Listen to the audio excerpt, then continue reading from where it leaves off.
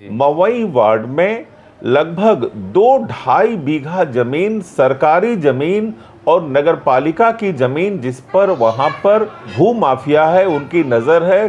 कुछ जमीन उन्होंने कब्जा भी कर लिया है और उस पर स्थानीय लोग वहां के कई बार उन्होंने अपना हिसाब किताब डीएम को दिया, एसडीएम को दिखाया, सारी चीजें हैं, लेकिन आज तक वहां पर कोई कार्रवाई नहीं हुई और वो जितने भी भूमाफिया हैं वहां पर फल फूल और आबाद हो रहे हैं। हेलो मित्रों, हेलो नमस्कार मित्रों, मेरा नाम है सोनू सिंह और हेलो मित्र के इस एपिसोड में आपका स्वागत है। और एपिसोड में हमारे गेस्ट हैं डॉक्टर अनिल कुमार यादव जी।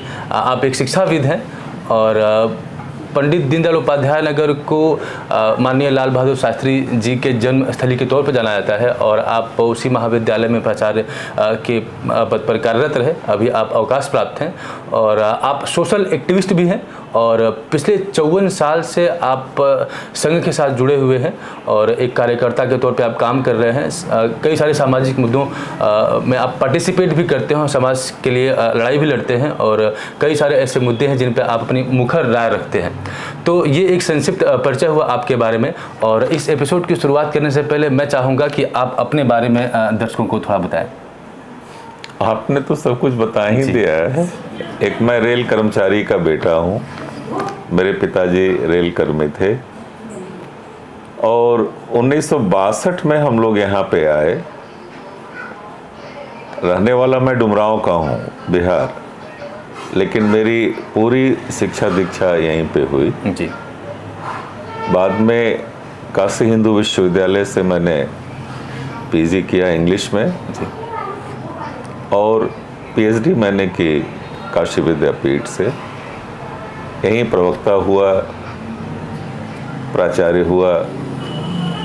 अब मैं अवकाश प्राप्त हूँ, 3 साल हो गए हैं जी। तो संक्षेप में तो मेरा यही परिचय है। चूँकि आपसे बात करने का उद्देश्य यही है कि आपके विचार आम लोगों तक पहुँचे, क्योंकि कई बार समाज में किसी तरह के परिवर्तन के लिए ये बहुत आवश्यक हो जाता है कि समाज में एक वैचारिक क्रांति हो, एक वैचारिक बोध हो। और आज की जो जनरेशन है वो शायद अपने कहीं न कहीं मूल से जुड़ नहीं पाती है। तो इसी को देखते हुए मेरा पहला प्रश्न ये है कि अगर आपके विचार में नगर को क्या मिल जाए तो नगर बेहतर नगरों की श्रेणी में आ सकता है, क्योंकि नगर में बहुत सारे लोग ऐसी चर्चा करते हैं कि क्योंकि मूलभूत सुविधाओं का अभाव है। तो आपके नज़रिए में वो कौन सी चीज़ें हैं जो नगर को मिलनी चाहिए? देखिए, नगर जो है वो पहले ये नोटिफाइड एरिया हुआ करता था, बाद में नगर पालिका परिषद हुआ, तब विस्तार हुआ। और मेरा अपना विचार है कि अभी भी दीनदयाल नगर या मुगल सराय दोनों एक दूसरे के पूरक हैं, सिनोनिम हैं। तो अगर इसमें कुछ, जब अगल बगल के कुछ गांवों को जब तक जोड़ेंगे नहीं, तब तक जो आगे की जो संभावना है वो नहीं बनेगी, नंबर 1। नंबर 2, जो यहाँ मूलभूत आवश्यकताएं हैं, नगर की जो आवश्यकता होती है, 3-4 आवश्यकताएं होती हैं। एक पानी, दूसरी बिजली, तीसरी सड़क और चौथी कुछ और भी चीज़ें जो इनसे अलग हो करके हो, जैसे एक प्रेक्षागृह, एक छोटा सा स्टेडियम। ये सारी चीज़ें जो होती हैं तो नगर एक संतुलित नगर के रूप में जाना जाता है जी। और मुगल सराय का जो विकास हुआ है, वो विकास जो था ना, वो सिस्टमेटिक नहीं हुआ। यहाँ पे कॉलोनियाँ बस्ती चली गई, घर मकान बनते गए, कहीं 3 फीट का रास्ता तो कहीं 6 फीट का रास्ता। 1-2 कॉलोनी ऐसी थी जहाँ पर कि कुछ रास्ते ठीक ठाक हैं, नहीं तो पूरे मुगल सराय में ये स्थिति है कि रास्ते गलियों से हो करके गुजरते हैं। पानी की अपनी समस्या है। पानी जैसे अगर संतुलित विकास नहीं होता तो पानी का निकास भी नहीं होता।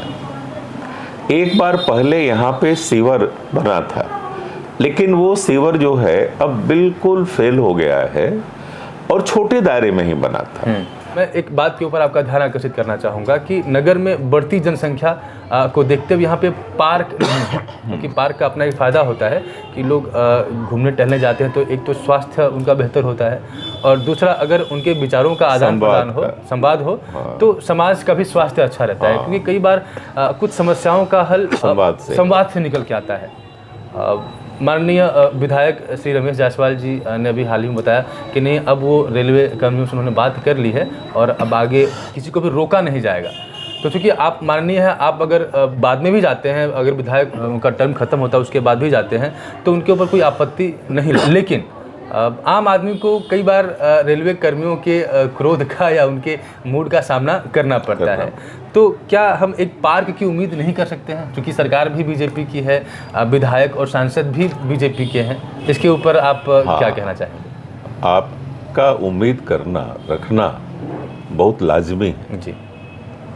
और जो आपने कहा कि पार्क न केवल खेलने की, अभ्यास की जगह होती है, बल्कि सामाजिक सरोकारों से जुड़े हुए मसलों पर वहाँ पर संवाद की भी स्थिति पैदा होती है, की जाती है, संवाद किए जाते हैं। बिल्कुल सही।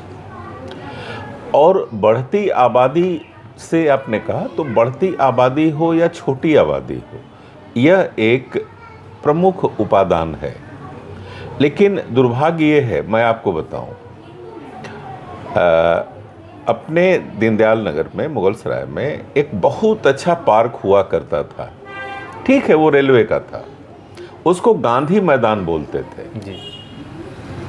गांधी मैदान वो है जो अभी आप जो रेल परिसर देख रहे हैं जी जी, उसमें जो ये कोऑपरेटिव है, कोऑपरेटिव के ठीक सामने जो एरिया है जहां पर आज कार पार्किंग हो गई है, वो गांधी मैदान के नाम से जाना था।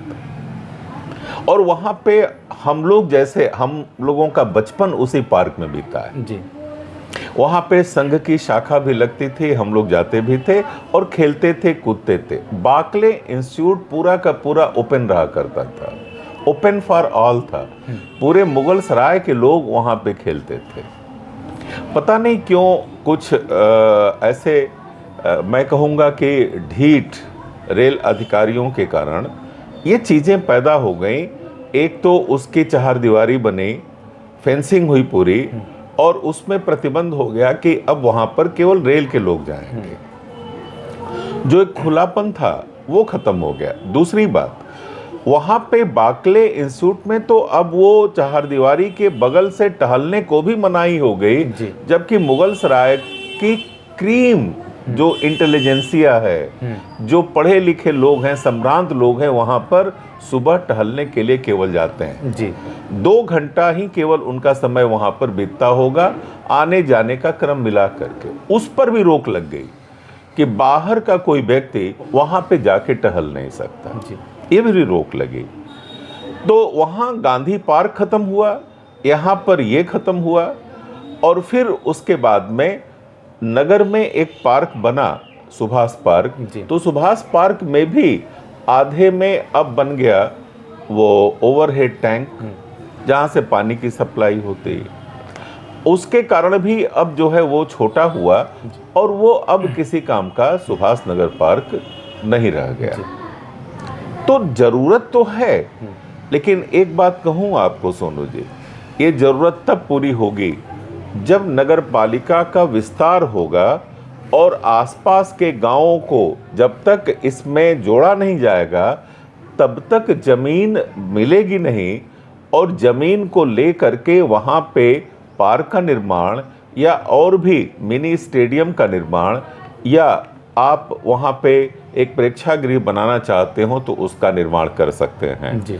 एक जगह मैं बताऊंगा आपको, और उस जगह पर पता नहीं क्यों किसी की निगाह नहीं पड़ रही है। मैं तो बार बार इस चीज़ को कहता हूँ, मवई एक वो वार्ड है जी जी। मवई वार्ड में लगभग 2-2.5 बीघा जमीन, सरकारी जमीन और नगर पालिका की जमीन, जिस पर वहाँ पर जो भू माफिया है उनकी नज़र है, कुछ जमीन उन्होंने कब्जा भी कर लिया है, और उस पर स्थानीय लोग वहाँ के कई बार उन्होंने अपना हिसाब किताब डीएम को दिया, एसडीएम को दिखाया, सारी चीज़ें हैं, लेकिन आज तक वहाँ पर कोई कार्रवाई नहीं हुई और वो जितने भी भूमाफिया हैं वहाँ पर फल फूल और आबाद हो रहे हैं और उस जमीन की रजिस्ट्री भी, वो तहसील है, उस तहसील में रजिस्ट्री भी हो रही है जी। पता नहीं क्या हो रहा है। कभी कभी लगता है कि ये हम कैसे समाज में कहाँ रह रहे हैं। जी। मैं आपको एक घटना का जिक्र करना चाहूँगा कि जब बाकले में प्रतिबंध लगाया गया कि आम आदमी यहाँ पर नहीं टहल सकता है, तो माननीय विधायक जी वहाँ पहुँचे। उन्होंने बोला कि मैंने अधिकारियों से बात कर ली है और अब आगे भविष्य में किसी तरह कोई समस्या नहीं होगी, इस समस्या का निस्तारण कर दिया गया। तो क्या इस समस्या का यही निस्तारण है कि नगर को पार्क देने की जगह, सुविधाएं देने की जगह आप रेलवे कर्मियों से बात करके लोगों को आश्वासन देने की समस्या का समाधान हो गया? नहीं, इसमें विधायक जी की मैं तारीफ करूंगा कि एक समस्या का उन्होंने समाधान, छोटा सा समाधान निकाला कि जो टहलने के लिए प्रतिबंधित था, जहां पर मुगलसराय के जो मानिंद लोग जाते थे उनको हस्तक्षेप करके आरपीएफ के लोग अपमानित करके बाहर कर देते थे, कम से कम ये तो बंद हुआ ना। विधायक जी के कारण ये तो बंद हुआ। नहीं, बंद होने का मतलब है कोई ऑफिशियल अगर स्टेटमेंट हो तो बंद हुआ, लेकिन अगर कोई दूसरा अधिकारी आता है तो वो कर भी सकता है। ये कोई ऑफिशियल स्टेटमेंट तो है नहीं कि हाँ समझौता हो गया, अब नगर के लोग वहाँ जा सकते हैं। वो माननीय है तो उनको तो आश्वासन हमेशा मिलेगा। ठीक है, आपकी भी बात सही है। कोई ऑफिशियल कोई कमिटमेंट भी नहीं है उनका, बल्कि एक अनौपचारिक समझौते के रूप में हो रहा है। लेकिन कभी कभी अनौपचारिक समझौते भी ना बहुत लंबे काल तक चलते चले जाते हैं, वो एक प्रथा बन जाती है। तो हम भी विश्वास करेंगे कि जो विधायक जी के और अधिकारियों के बीच में एक अलिखित समझौता हुआ है वो एक प्रथा के रूप में बन जाए और टहलने के लिए सुविधा मिले, कम से कम लोगों की सेहत तो ठीक रहे।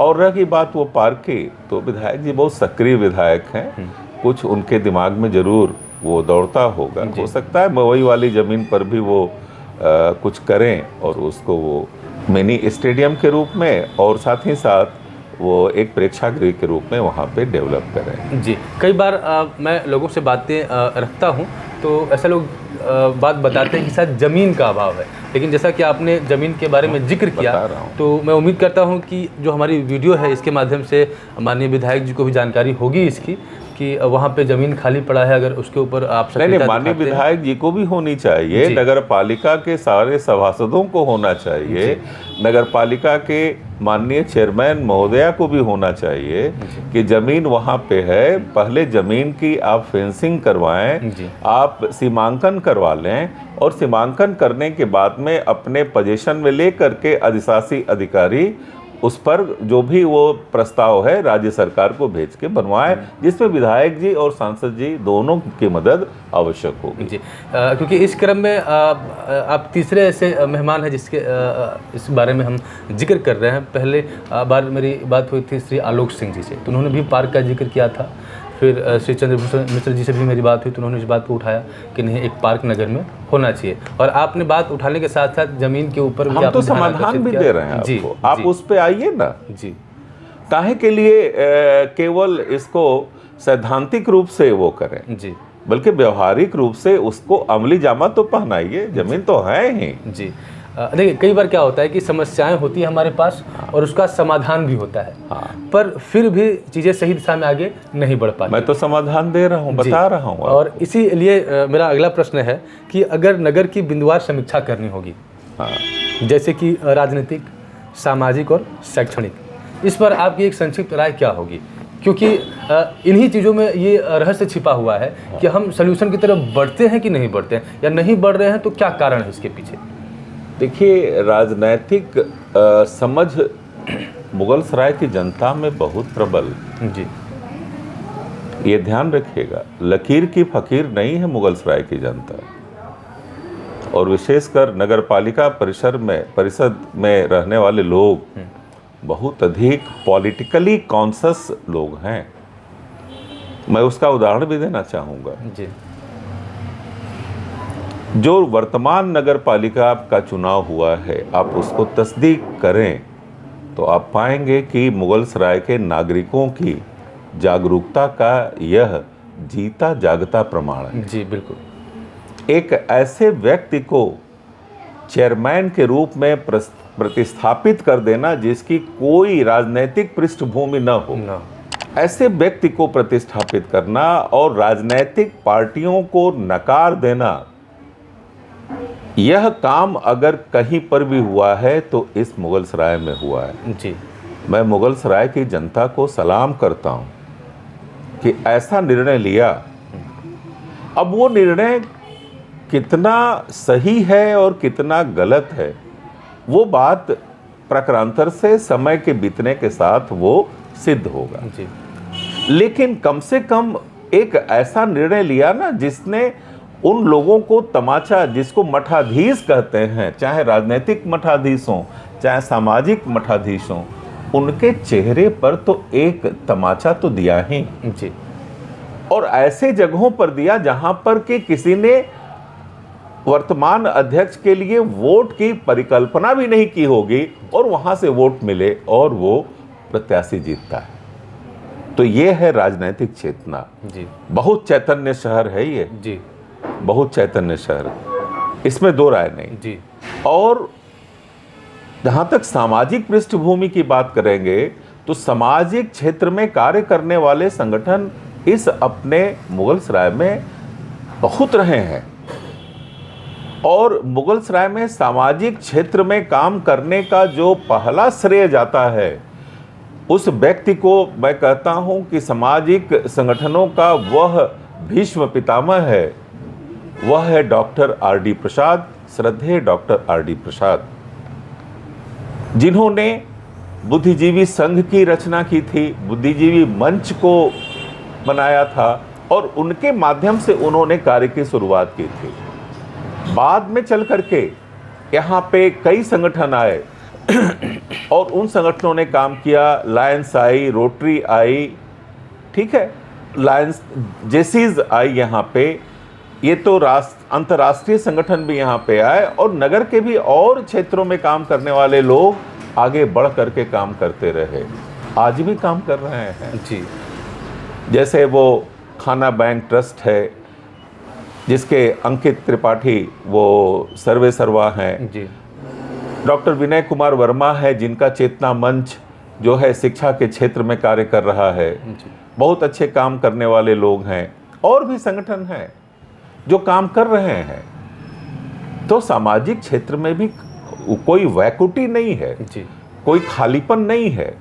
उसी तरीके से सांस्कृतिक चेतना का भी ये शहर है। कभी लोग कहा करते थे कि मुगलसराय में सांस्कृतिक शून्यता है, लेकिन उस शून्यता में भी कहीं ना कहीं वही लोग काम कर रहे थे जिन्होंने कहा कि शून्यता थी। जी। बहुत अच्छा काम करते थे।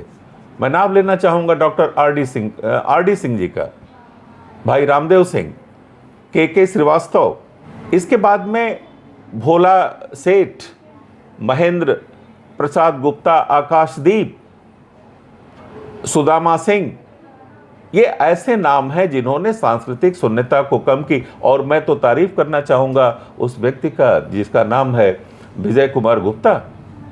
आज भी वो अकेला अलग जगह रहता है। मुगलसराय में एक वर्ष भर में एक सांस्कृतिक जो समारोह की जो पृष्ठभूमि थी उसको बरकरार रखने वाला अकेला शख्स वो है। रंजीत सिंह राज, सद्भावना, ये सब ऐसे संगठन थे जिन्होंने सांस्कृतिक जो शून्यता थी उसको कहीं पर भी हावी नहीं होने दिया। तो राजनैतिक, सामाजिक, सांस्कृतिक, इन तीनों आयामों में ये मुगलसराय यानी दीनदयाल नगर बहुत प्रबल है। जी। मेरा अगला प्रश्न है कि चूँकि आप सीधे सीधे युवाओं से जुड़े रहे और युवाओं के बीच में आपकी लोकप्रियता काफ़ी अच्छी रही, क्योंकि वो आपको अपना एक आइकन की तरह भी देखते थे, अपना आदर्श मानते हैं आप भी। आपने चुनाव भी लड़ा और आपकी जो प्रसिद्धि थी, आपकी जो लोकप्रियता थी, राजनीति में उसका लाभ आपको क्यों नहीं मिला? चुनाव में लड़ा और मुझे भारतीय जनता पार्टी ने सन 2000 में नगर पालिका परिषद में चुनाव लड़ने के लिए अधिकृत किया और उस चुनाव में हमारे एक मित्र थे, स्वर्गीय मंसूर सलाम साहब, जो मेरे मित्र भी थे, मेरे कुलीग थे, उर्दू में वो थे, अंग्रेजी में मैं था। जी। हम दोनों लड़े और हम दोनों का शिष्य मुसाफिर सिंह चौहान भी लड़ रहा था बसपा से। और भारतीय जनता पार्टी से एक बागी प्रत्याशी भी थे, वो हम लोगों के बड़े भाई थे, लेकिन टिकट न मिलने से वो बागी हो गए। श्री मिठाई लाल जायसवाल जी, वो भी लड़े। तो शुद्ध रूप से मैं चुनाव हारा, तकदीर में नहीं लिखा था चेयरमैन बनना, हार गया। जी। कुछ अपनी इच्छाएं थी, कुछ सपने थे, मैं उनको उस मंच से न करके अपने व्यक्तिगत रूप से करता रहता हूँ। जी।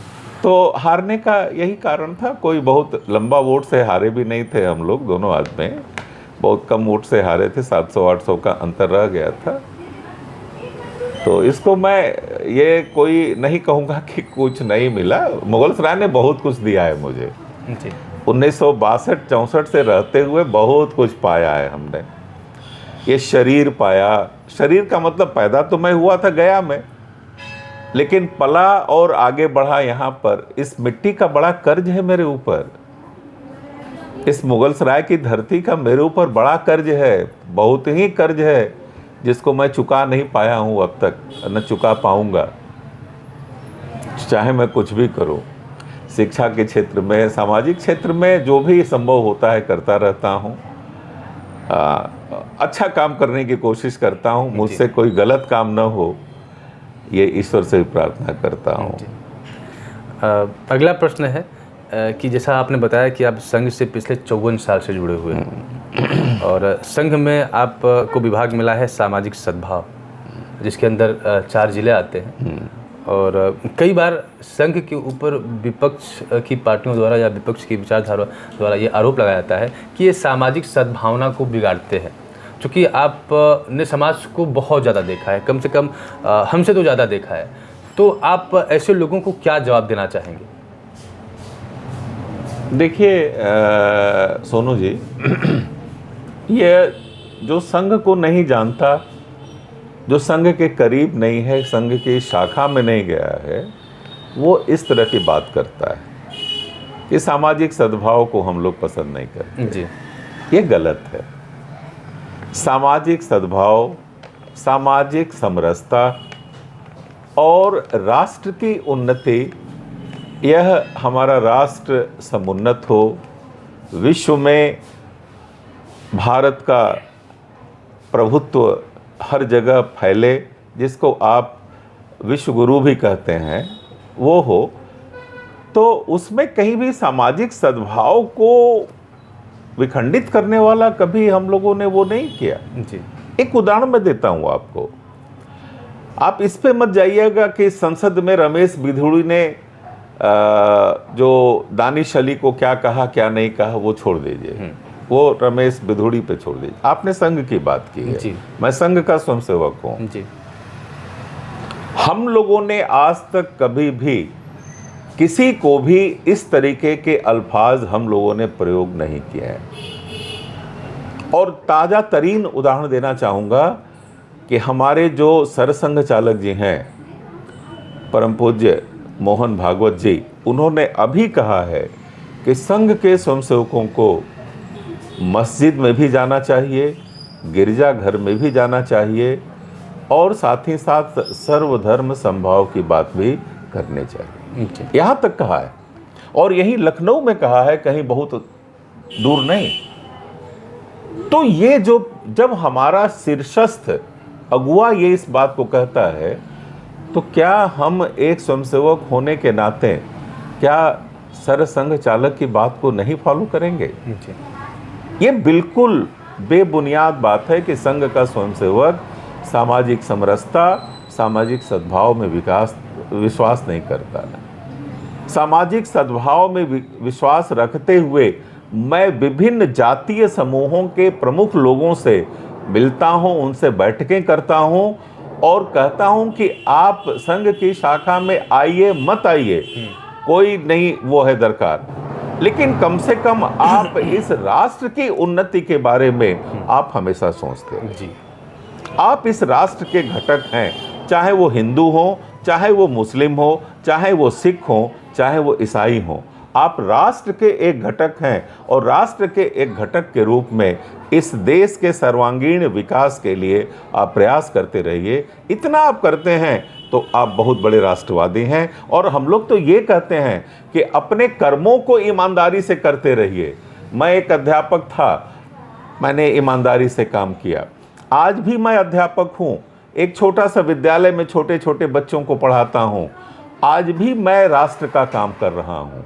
क्या उन बच्चों का निर्माण करना, उन बच्चों का चरित्र निर्माण करना, उनके भविष्य के प्रति संवेदनशील होना, क्या ये राष्ट्र निर्माण की प्रक्रिया नहीं है?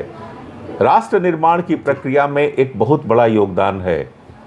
अगर नल, नील और जितने भी वानर थे वो जो सेतु था बनाने में उनका योगदान है, तो उस गिलहरी का भी योगदान है जो बालू को लपेट लपेट करके वो गिरा रहे थे जी। और जिसके शरीर पर भगवान राम ने हाथ फैलाया तो आज भी खरोंच दिखाई देता है जी। प्यार से मैंने हाथ फैलाया, सहलाया था और आज वो दिखाई पड़ती है, आज ये प्रतीक है। तो ऐसा नहीं है। ये जो आप बात कह रहे हैं वो केवल वो पासिंग कमेंट हो सकता है, लेकिन उसमें कोई गहराई नहीं है, कोई दम दमास नहीं है। जी। एक आखिरी प्रश्न है और मैं आपसे इसका उत्तर चाहूँगा कि कई बार जो गांधीयन विचारधारा के मानने वाले लोग होते हैं, मैं खासतौर से राजनीतिक लोगों के बारे में बात करूँगा, कि वो गांधी और सावरकर को आमने सामने खड़ा कर देते हैं और खड़ा करके वो सावरकर को एक बॉक्स में बंद करने की कोशिश करते हैं, एक अपने हिसाब से उनको जस्टिफाई करते हैं। तो आप इसके ऊपर क्या संदेश देना चाहेंगे युवा पीढ़ी को, ताकि वो मैनिपुलेट न हो पाए? देखिए, सबसे पहले तो मैं ये कहूँगा कि कभी भी कोई विचारधारा न सही होती है और न गलत होती है पूर्णतः। जी। अगर हम किसी चीज़ में, किसी विचारधारा में खोट निकालना चाहेंगे तो कहीं न कहीं निकाल देंगे जी। और कहीं अगर अच्छाई भी ढूंढना चाहेंगे तो बहुत सारी अच्छाई ढूंढ लेंगे हम। यह हमारी मन स्थिति पे निर्भर करता है। गांधी जी गांधी थे और सावरकर जी सावरकर थे। गांधी के बगैर भी इस देश की कल्पना नहीं की जा सकती। सावरकर के बगैर भी स्वतंत्रता संग्राम आंदोलन की कल्पना नहीं की जा सकती। दोनों का अपना अपना महत्व है। दोनों को तुलना करना और एक को कमतर और दूसरे को बेहतर करना, मैं समझता हूं कि यह उचित नहीं है। दोनों का अपना अपना महत्व है। आप दोनों को पढ़िए, दोनों को जानिए और जो चीज़ अच्छी लगे उसको अपने जीवन में अपनाने का प्रयास करिए। मैं समझता हूं कि यही न केवल गांधी और सावरकर में ही, बल्कि आप संघ और साम्यवाद में भी ये चीज़ पा सकते हैं। पंडित दीनदयाल उपाध्याय के विचारधारा में और साम्यवादी विचारधारा में भी कहीं न कहीं कोई न कोई समानता दिखाई देती है, ऐसा नहीं है। लेकिन हम वो केवल दोनों को एक दो घड़ों में बांट करके और दोनों को टकराते रहें और उसके बाद में निष्कर्ष निकालते रहें, तो वह निष्कर्ष बिल्कुल अच्छा नहीं होगा। कहीं न कहीं वो प्रतिगामी दिखाई देगा। जी। सावरकर के बारे में ऐसा माना जाता है कि जाति प्रथा के वो खिलाफ रहते थे, यानी उनका मानना था कि जाति प्रथा को अबॉलिश कर देना चाहिए। और इस बारे में शायद उनकी महात्मा गांधी से बात भी हुई और गांधी जी इस बात के पक्षधर थे कि नहीं, जो जाति प्रथा है वो समाज का बहुत ही महत्वपूर्ण हिस्सा है, महत्वपूर्ण अंग है, और वो इस बात के पक्षधर थे कि नहीं, जाति प्रथा को एग्जिस्ट करना चाहिए। आप इस मुद्दे पे, इस फ्रंट पे किसके साथ खड़े होते हैं? देखिए, कहीं से ऐसा नहीं है कि गांधी से और सावरकर जी के वैचारिक कहीं पर वो थे, उनसे ही नहीं था इस मामले में, बल्कि गांधी और अंबेडकर में भी जी। ये दोनों के बीच में एक विभेद दिखाई देता है। इसी बात को लेके, और ये बहुत ही प्रबल वो था। जी। एक बात कहूँ आपसे कि गांधी जी ने हमेशा वर्ण आश्रम का सपोर्ट किया है। जी। वो ठीक है, हरिजनों की, मैं हरिजन इसलिए ले रहा हूं कि उस समय वो कॉन्टेक्स्ट में हरिजन ही शब्द आता था। हरिजनों के पक्ष में वो तो रहते थे, लेकिन वर्णाश्रम समाप्त हो इसके पक्ष में वो कभी नहीं गए जी।